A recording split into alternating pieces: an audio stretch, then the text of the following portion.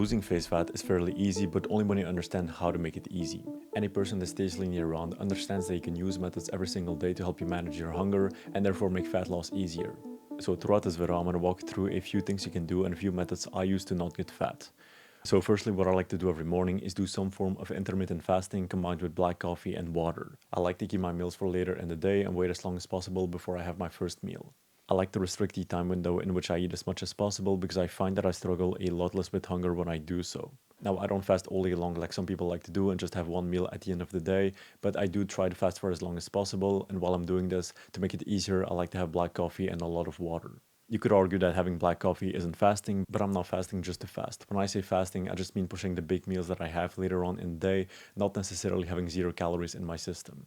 So the main reason why I have black coffee is just because 1, it does help reduce my appetite a little, 2nd, it does boost my metabolism and help me burn a few calories, and 3rd, because I like to get 3 to 4 hours of work done every single morning, and it just gives me a bit of extra focus, which is a nice addition. Now obviously when it comes to losing fat, the benefits will come from the appetite reduction and the slight boost in metabolic rate. Now the important thing here is that it does have to be black coffee because it barely has any calories in it, about 2 to 5 calories if you're wondering. It's when you start adding in milk and sugar that it's not really going to benefit you anymore. At that point, you're adding in so many unnecessary calories that it's just not worth it anymore. So try to keep your coffee black. Then when it comes to water, I like to have a lot of it again because it blunts my hunger. Plus, it also has the bonus of being one of the most important things your body needs and helping with making every single one of your facial features look better. So the first thing I like to do is simply pushing my meals as late as possible during the day, fasting for at least 3 to 4 hours after waking up, and combining that with a lot of water and black coffee. Now, the second thing that I like to do when I do have my first meal is make it as high in protein as possible. So something we know about protein is that it is more filling than any other macronutrient, and this will make you feel fuller and actually make it easier to stick to your diet.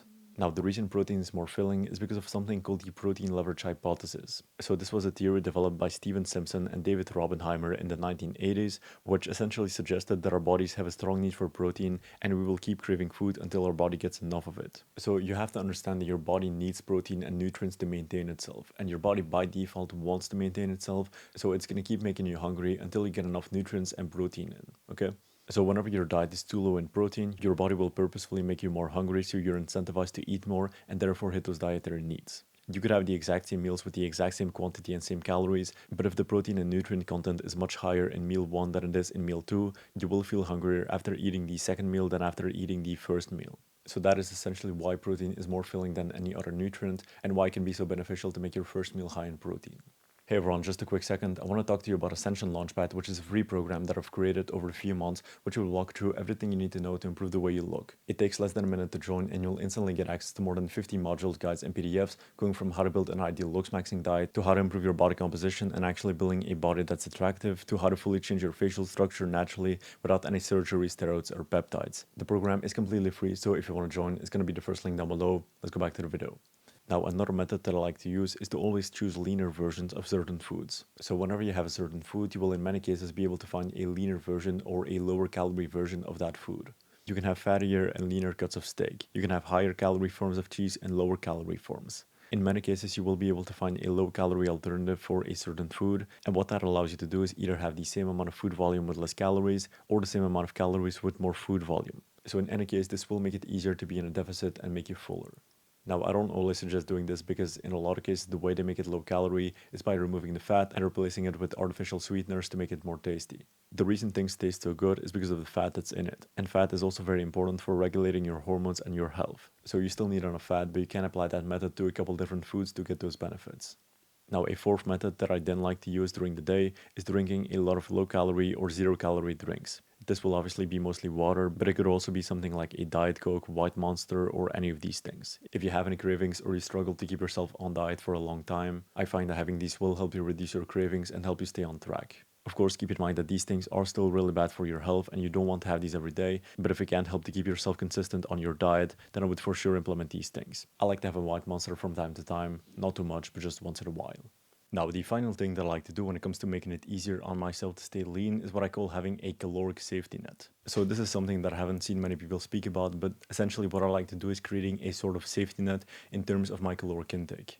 So when people try to lose weight and they understand that they need to be in a caloric deficit to do so, what they'll do is take their maintenance caloric intake, then take 500 calories away from that amount and build their diet around that caloric intake. So if their maintenance is 3000 calories, they'll reduce it to 2500 calories and build their diet to ensure that it has 2500 calories. That caloric deficit will allow them to lose about a pound a week, which is a very good rate at which to lose fat. Now, what I like to do if I need 2500 calories to lose weight is not build my diet to ensure that it has 2500 calories in total. I build it and ensure that it has about 500 calories less than the amount I need to lose weight. So in this case, I would build it to ensure that it has about 2000 calories. Now, the reason why I'm doing this is because that allows me to, one, adjust for mistakes if I had to make any. A lot of people measure their caloric intake wrong, so that can already help in that sense. But two, it always helps you to have that safety net in case you had to cheat on your diet one day. There's always going to be days where you fuck it up, where you cheat on your diet, where you eat something you were not supposed to. And when you have the safety net, when you have those calories that you can still use, that will still allow you to be in that caloric deficit. So I find that using this method is really effective, both in terms of still keeping you under your caloric intake for that day, but it also helps you mentally. There's so many people that will cheat on their diet, get slightly above their caloric intake for that day, and just have that, you know what, fuck it moment where they just go all in and call it a cheat day.